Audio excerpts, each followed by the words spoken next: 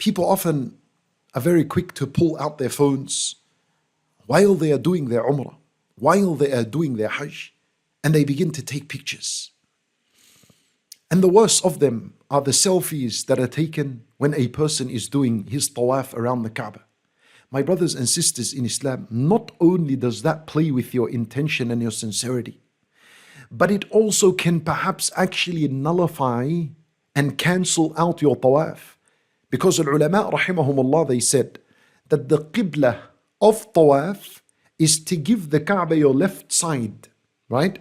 And that's because the heart is closer to the left. Wallahu alam, some ulama mention some kind of wisdoms, but the idea is your left side is supposed to be the Kaaba all the time when you make your Tawaf.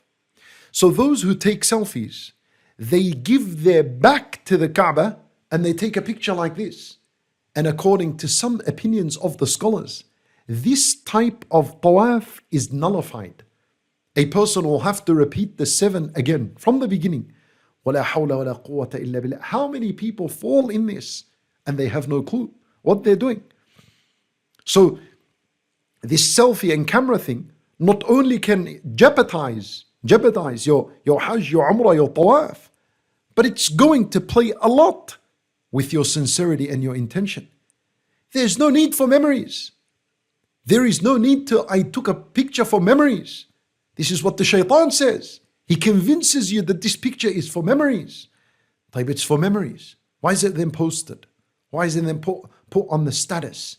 Why is it then uploaded to your stories? Why? Maybe it was your memory. Why did you post it up for? Even this is a problem that needs to be addressed. And I would like that all of us, bi'idhnillahi ta'ala, are able to achieve a sincere Umrah. And I tell you, cameras are not going to help in sincerity.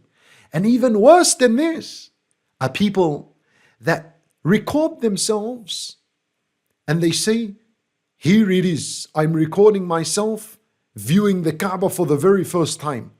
And then he begins to cry and he's tearing. And what's this?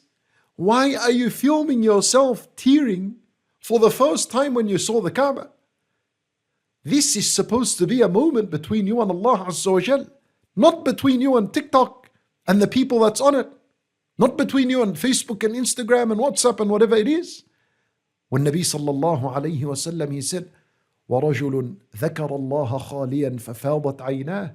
Nabi sallallahu alayhi wa sallam, he says, from the 7 categories, one of these categories, a person that is shaded in the shade of Allah Azza wa Jal on the Day of Judgment, is a person who remembered Allah in solitude and then he began to cry. So when you record yourself, that's not solitude. That's out for the entire world to see. So do not destroy your Hajj and your Umrah and your sincerity because of these matters. Keep that phone away. Keep it away. Keep it in the room, in the hotel. Pack it up. You don't need it when you're doing your Hajj and your Umrah because this is a worship. It's like you're in Salat. Would you take out your phone when you're in Salat and take a picture as you're praying? You wouldn't do that. So what's different when you're doing Al-Umrah and you're doing Al-Hajj and when you're doing Al-Tawaf? When the Nabi sallallahu alayhi wa sallam said Al-Tawaf is like Salat, except that Allah Azza wa Jal allowed for you to speak in it. That's the only difference, that we can talk in Al-Tawaf, whereas in Al-Salat we cannot talk. And this is why Al-Ulama conditioned that you're supposed to have wudu when you do Al-Tawaf. And if your wudu broke, you have to go out, make wudu and come back in. So it only makes sense that you keep that phone packed away.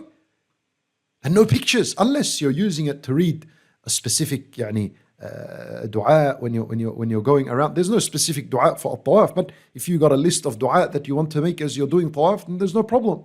Or you're reading Quran and you're making some adhkar, there's no issue to bring out the phone to help you in that matter.